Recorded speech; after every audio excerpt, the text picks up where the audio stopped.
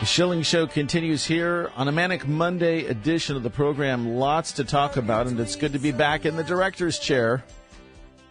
Thanks for joining us, and please make an appointment weekdays from noon to 2 here on News Radio 1070 and 98.9 FM WINA. You know, I've been a longtime fan of the television show America's Most Wanted, and I was always haunted and noticed the sadness in the eyes of John Walsh, the host of that program, thinking about the story of his son Adam, who was missing a long time, and then thinking that this whole issue was solved with a jailhouse confession, but not so fast. Willis Morgan joins us, author of the new book, Frustrated Witness, the story of the Adam Walsh case and police misconduct, and it's a very sad story. Willis Morgan, welcome to the Schilling Show, and thanks for joining us here today. Well, thank you. You had a very interesting encounter on July 27th, 1981, which you didn't realize the significance of until later. Would you tell us what happened on that day? Right. I was in the Hollywood Mall. I actually went there just to have lunch, but I stopped off in Radio Shack, and this guy came in, and in short, it was a very, very extremely bizarre encounter. He was trying to start a conversation with me, but he had this smile, and it didn't match that dead dull look in his eyes. I mean, this guy was really bizarre looking, and after he finally stomped out of Radio Shack, and I knew somebody was going to be in trouble because of the encounter that I had, and so I was watching him. And I actually watched him walk into Sears and into the toy department. Now, this was just minutes before Adam was abducted. When he went into the toy department, I stood there for a minute wondering what he was doing, but then I thought maybe he could be playing the video game, so I just left and went home. I never even had my lunch there. I just wanted to get out of there. That encounter was that bizarre. My thinking was this was at the end of the mall and at the end of Sears, and he would turn back and around and come back the same way he went. And I would end up having another encounter with him, and I wanted to avoid that. So you figured out sometime later, Willis Morgan, who that encounter actually was. Tell us about your revelation and what your response was at the time. Okay, well, first I want to say that it was that very same evening at home on the news, I heard about this abduction. Mm-hmm. And when I heard it, I knew right away. My first thought was that guy did it. It was that guy. I knew it had to be that guy. Nobody could be that bizarre and not be the person. I went to the police. They completely dismissed everything I said, in short, basically because they said I didn't have a receipt to prove I was there. Mm. And I didn't get a tag number. I tried to explain to them this encounter was inside Sears. Mm-hmm. I'm sure there was a lot I could have done to help, but they didn't want help. All they wanted was a tag number and a receipt to prove I was there. So they dismissed me, and I never went back to them, and they never called me. When they dismissed me, they said, if we need you, we'll call you. They took my phone number, but they never called me.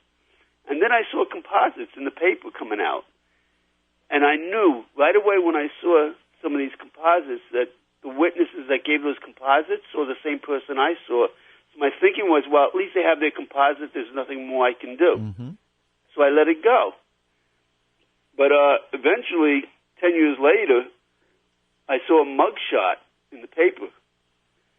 And when I saw that mugshot, I knew that was the same guy. It was a spitting image of the composite that ran in the paper, and it was the guy that I had that encounter with. I went back to the police department with that mugshot. I took the paper with me.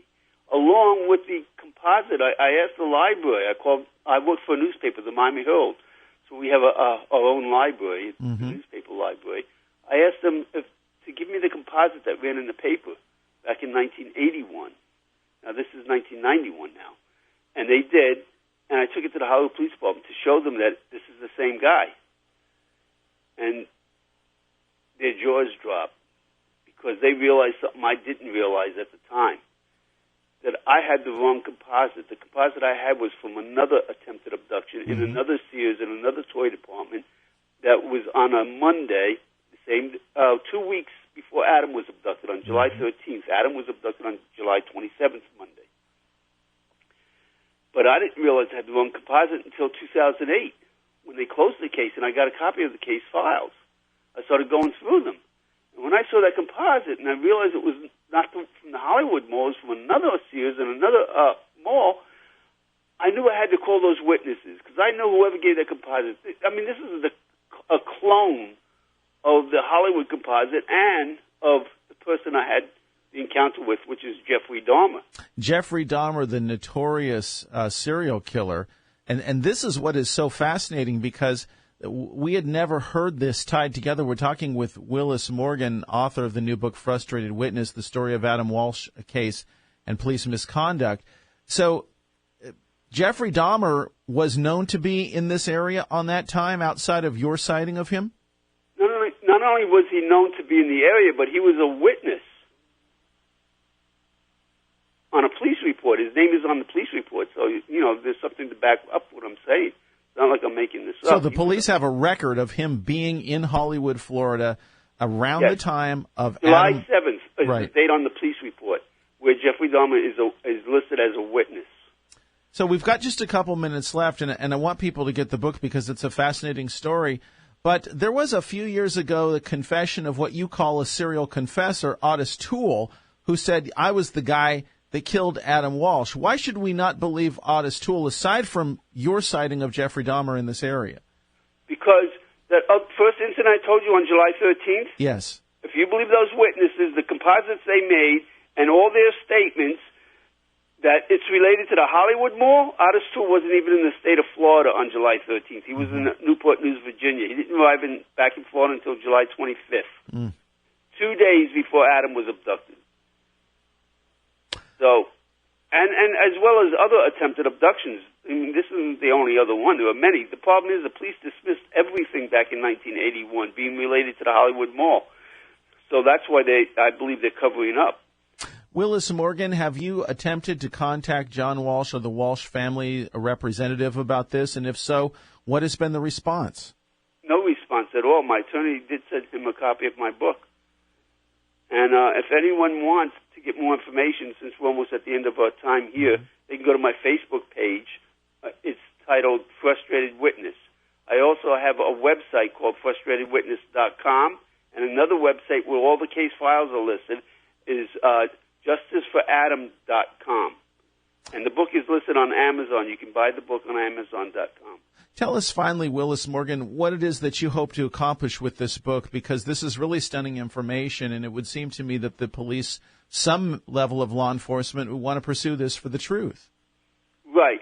Well, why I'm doing this is because they closed the case and pinned it on the wrong guy. This is not an aberration in Florida, the Adam Walsh case. This is a common occurrence. I list in my book other cases that they've pinned on the wrong guy. They go after the downtrodden, derelicts that have no money, no education, no family, nothing, and they pin murders on them.